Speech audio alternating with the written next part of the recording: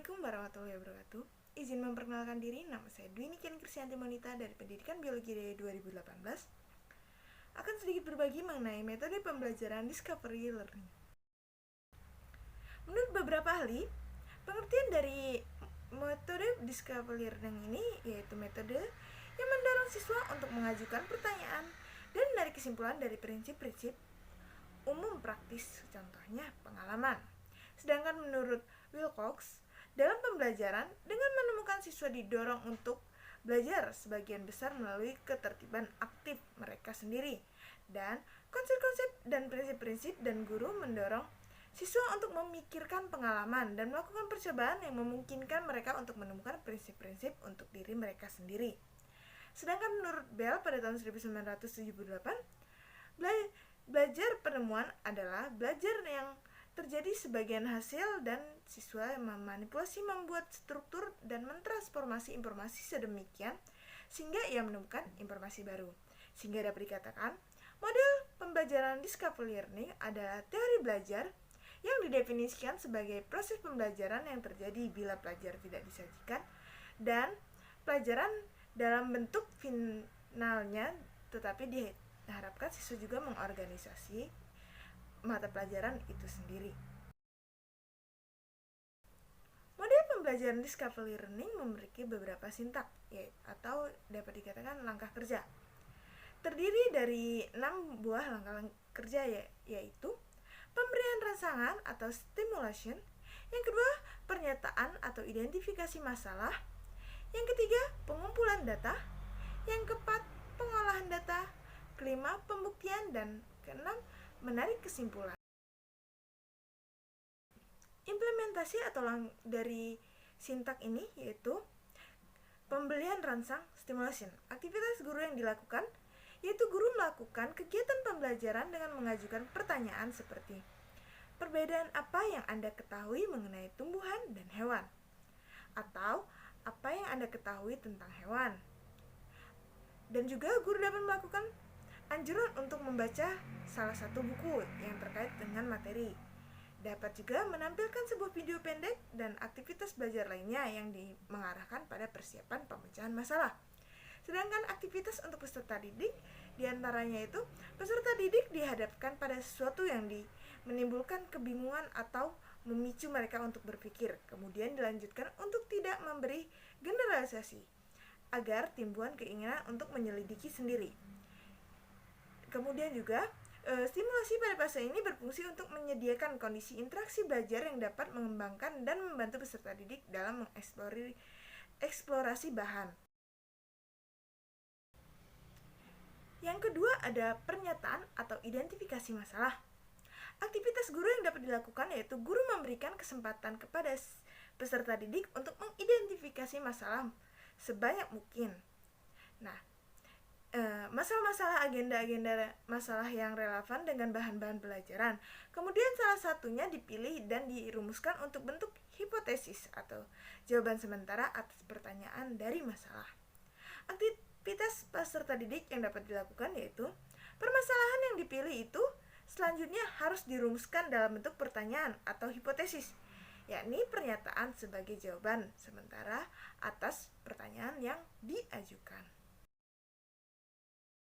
Kemudian ada pengumpulan data. Aktivitas guru yang dapat dilakukan yaitu ketika eksplorasi berlangsung, guru juga memberikan kesempatan kepada peserta didik untuk mengumpulkan informasi yang relevan sebanyak-banyaknya untuk kemudian dibuktikan benar atau tidaknya hipotesis tersebut. Aktivitas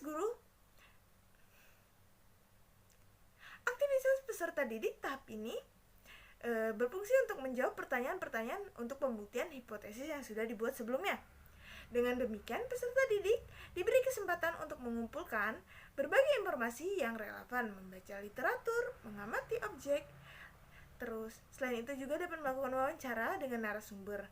Nah, melakukan pengujian cobaan sendiri ini sebagai bentuk dari mereka mengeksplorasi dari pelajaran tersebut. Pengolahan data. Nah, aktivitas guru yang dapat dilakukan yaitu guru melakukan bimbingan pada saat peserta didik melakukan pengolahan data. Sedangkan aktivitas muridnya yaitu pengolahan data merupakan kegiatan mengolah data dan informasi baik melalui wawancara, observasi, dan sebagainya sehingga dapat ditafsirkan atau dijelaskan. Semua informasi hasil bacaan, wawancara, observasi, dan sebagainya semuanya diolah, diacak, diklarifikasikan, bahkan bila perlu dihitung dengan cara tertentu serta ditafsirkan pada tingkat kepercayaan tertentu. Yang kelima ada pembuktian atau verification. Verifikasi bertujuan agar proses belajar akan berjalan dengan baik dan kreatif jika guru memberikan kesempatan pada peserta didik untuk menemukan suatu konsep, teori, aturan, atau pemahaman melalui contoh-contoh yang ia jumpai dalam kehidupan. Aktivitas murid yang dapat dilakukan yaitu peserta didik melakukan pemeriksaan secara cermat dan pembuktian benar atau tidaknya hipotesis yang ditetapkan tadi dengan temuan alternatif dihubungi dengan hasil pengolahan data. Dan yang terakhir yaitu penarikan kesimpulan atau generalisasi. Aktivitas guru yang dilakukan yaitu proses penarikan sebuah kesimpulan yang dapat dijadikan prinsip umum dan berlaku pada semua kejadian atau masalah yang sama dengan memperhatikan hasil verification. Sedangkan aktivitas peserta didik yaitu berdasarkan hasil klarifikasi tadi, maka dirumuskan prinsip-prinsip berdasarkan generalisasinya. Kelebihan.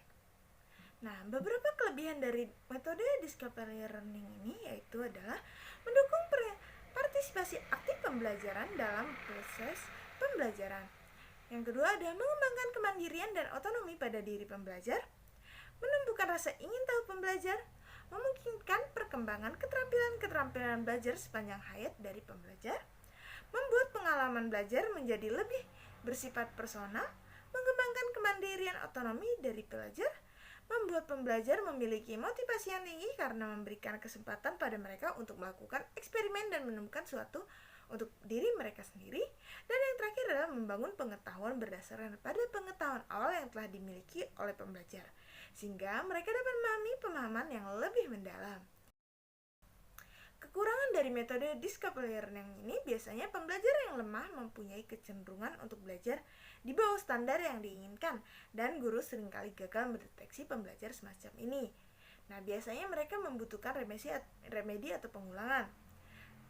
Yang kedua ada kalanya kendala terjadi kebingungan pada para pembelajar ketika tidak tersedianya semacam kerangka kerja dan sejenisnya.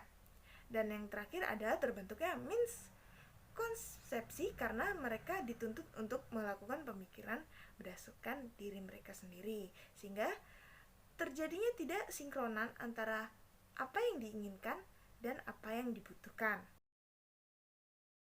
Sistem penilaian pada metode discovery learning dapat digunakan beberapa cara. Di antaranya yaitu menggunakan metode tes ataupun non-tes. Selain juga, penilaian yang digunakan dapat berupa penilaian kognitif proses, sikap, dan penilaian hasil kerja peserta didik. Sekian yang dapat saya sampaikan pada kali ini. Kurang lebihnya saya mohon maaf. Saya akhiri. Wassalamualaikum warahmatullahi wabarakatuh.